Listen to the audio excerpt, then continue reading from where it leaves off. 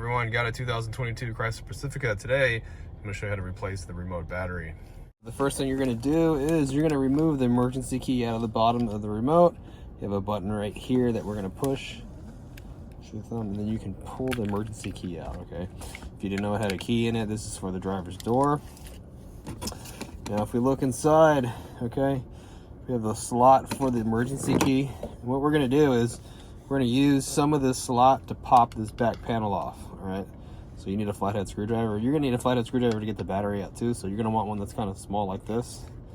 I'm just going to go ahead and just pry this up like that. Okay, there's no wrong way to really do this one. All right, we just pull off the back cover. Now you're going to want to stick your thumb kind of on the battery.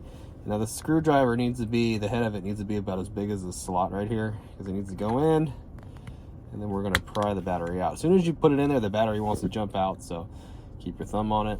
I'll show you what size the battery is. The battery size is a CR2032. We're going to have the positive sign facing out towards us. We're going to slide it in the bottom of the remote first and push it in there like that. If you need one of these batteries, I'll have the size and a link down in the description box where you can pick one up on Amazon if you need one. Just get the back cover, nothing special about this. Stick it back on here, snap it back on, make sure it's on all the way, and get the emergency key, stick it back in here, and you're all done.